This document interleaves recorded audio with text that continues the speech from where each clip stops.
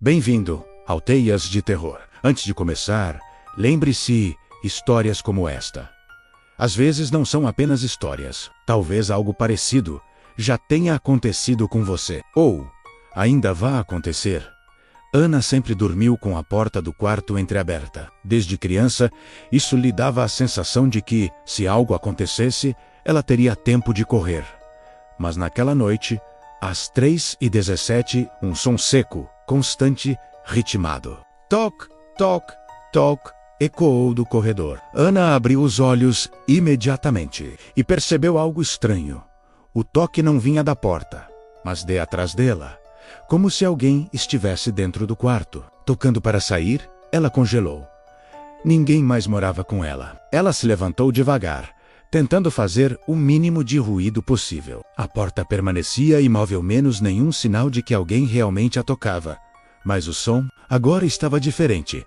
Toc, toc, xerec. O toque virou arrastar, como unhas raspando no chão, como algo muito baixo, muito lento, tentando se movimentar. Ana recuou. Ela se aproximou do vão da porta, pensando se aquilo poderia ser um rato, um gato perdido, qualquer coisa lógica.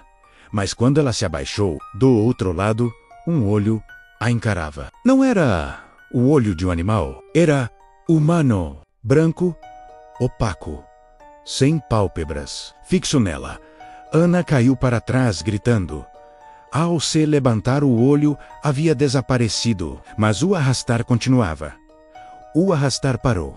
Silêncio total. Então, uma voz menos baixa, rouca, quebrada menos veio de trás da porta.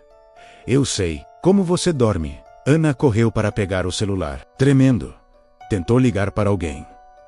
Sem sinal, a tela piscava. O Wi-Fi caiu. Tudo em casa começou a falhar.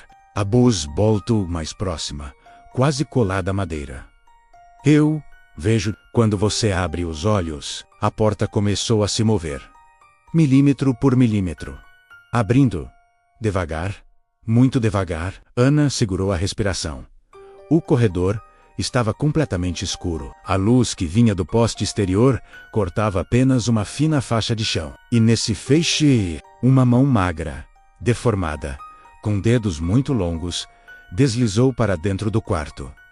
A voz murmurou. Deixa eu entrar. A porta se abriu inteira mas o corredor estava vazio. A mão sumira. O silêncio tomou o apartamento inteiro, até que Ana ouviu o barulho vindo atrás de si. Toc, toc. Ela virou devagar e percebeu, horrorizada, que o som vinha de dentro do guarda-roupa. A mesma voz.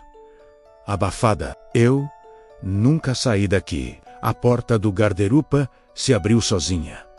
Se você também dorme com a porta entreaberta, talvez seja melhor fechar hoje.